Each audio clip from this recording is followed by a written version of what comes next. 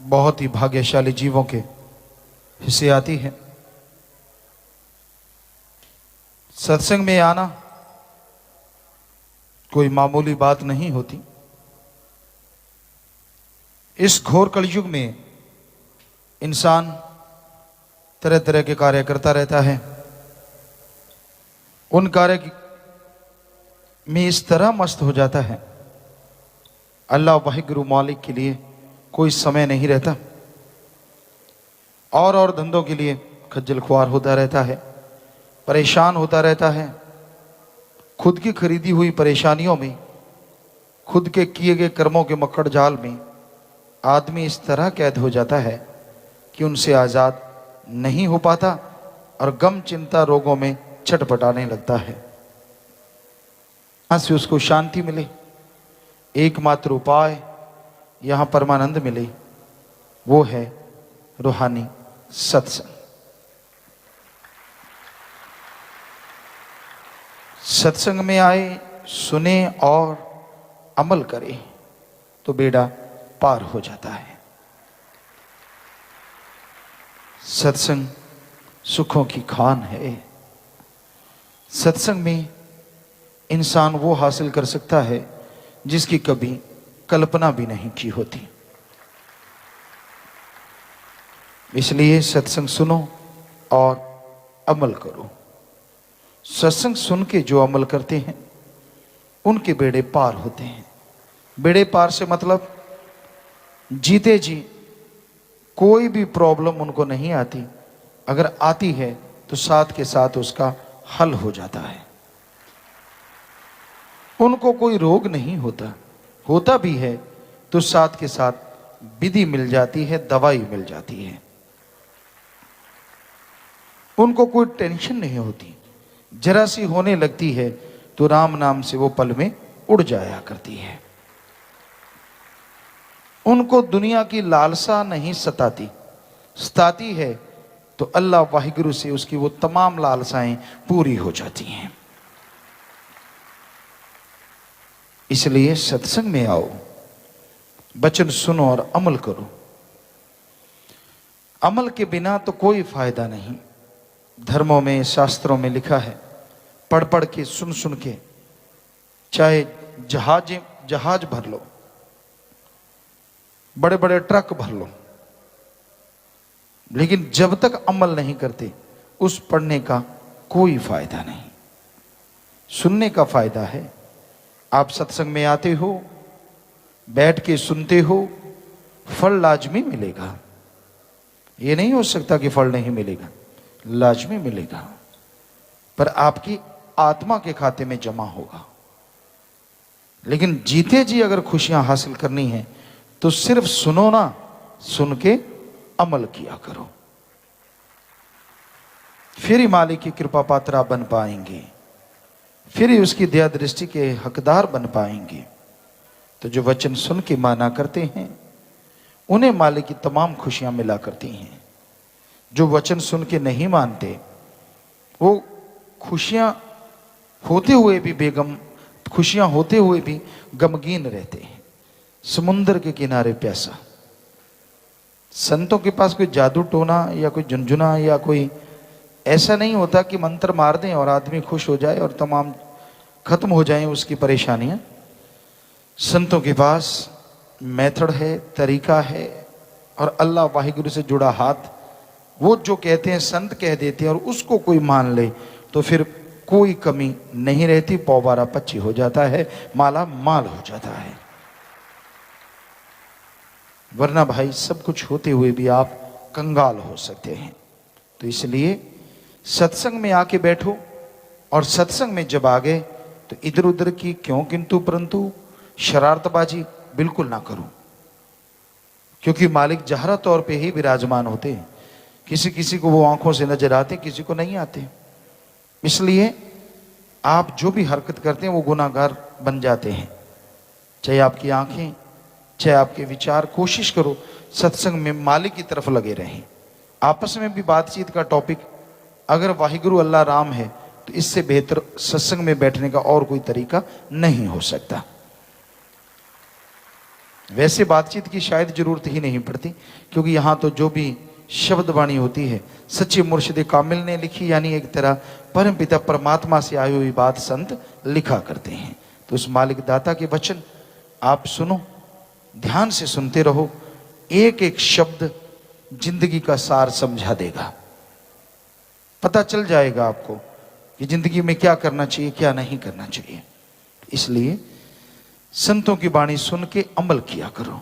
सत्संग में आना बहुत बड़ी बात है, आते हैं आप, बहुत बड़ी बात है, लेकिन आके अमल करो, फिर नजारा मिलता है, फिर खुशियां मिलती हैं, फिर किसी तरह की कोई कमी नहीं रहती।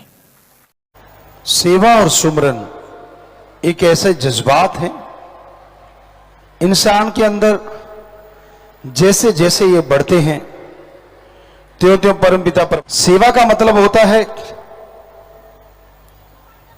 दीन दुखियों की मदद करना, और सुमरन भक्ति इबादत करना। सेवा तन मन धन से की जा सकती है। तन से किसी एक्सीडेंट में तड़पते हुए को हॉस्पिटल पहुंचा दीजिए, अंधे को रास्ता दिखा दीजिए, किसी फंसे लाचार को छुड़वा दीजिए। धन से किसी का इलाज करवा दीजिए,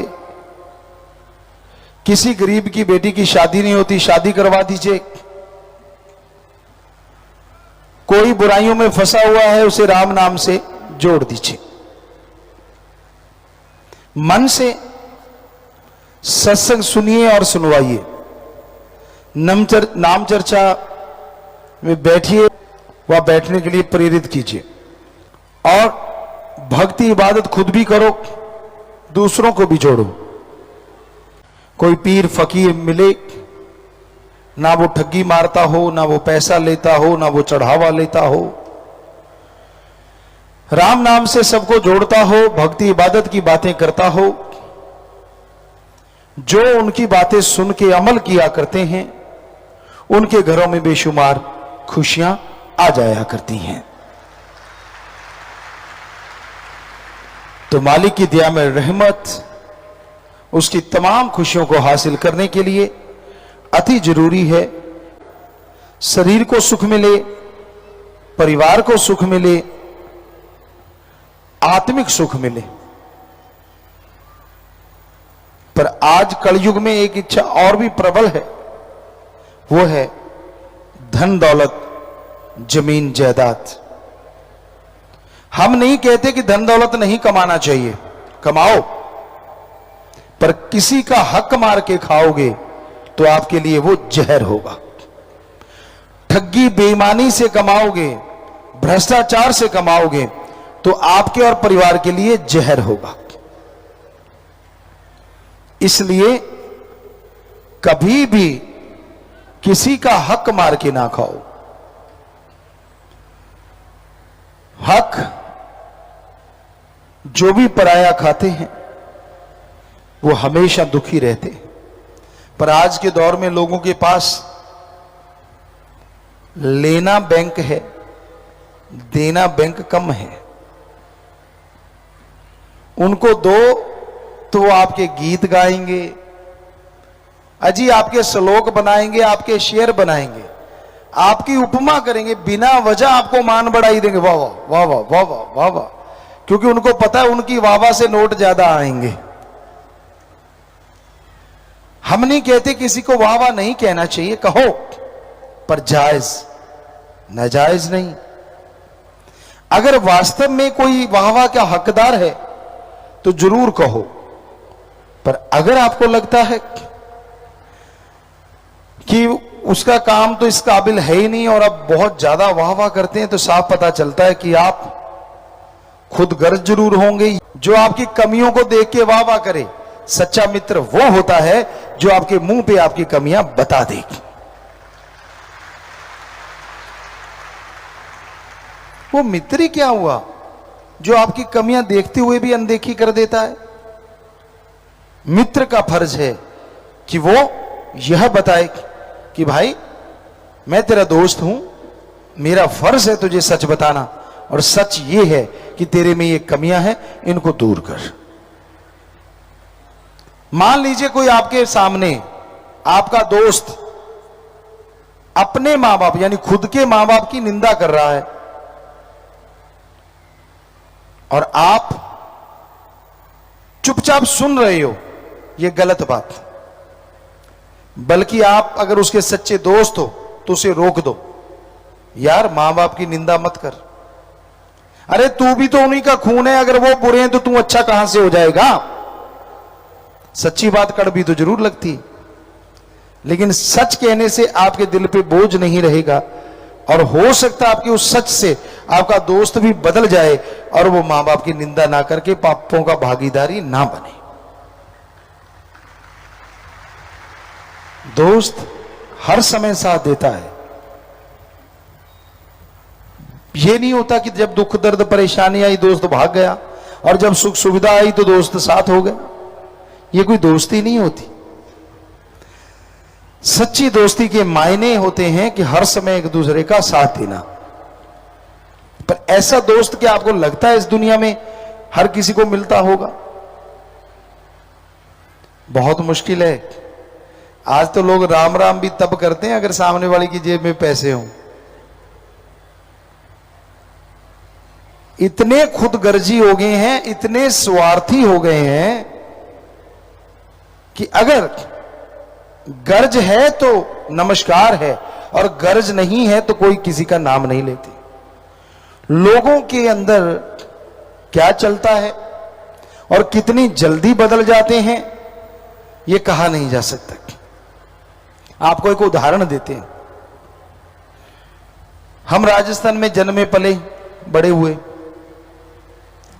वहां जीव जंतु बहुत तरह के पाए जाते हैं। एक का आपने नाम सुना होगा, गिरगिट। आपने नाम सुना है, हमने उनके अंदर खेले हैं। गिरगिट नरमे की छटियों पे खड़ी थी, बनछटी पे, और उसका रंग बिल्कुल ब्राउन ब्लैक था। हमने देखा अच्छा ये गिरगिट है, तो हमने उसको हिलाया तो वो बालू रेत पे भाग गई। बालू रेत पे वो जाके रुकी, 5 सेकंड या 7 सेकंड में उसका रंग बालू रेत जैसा हो गया।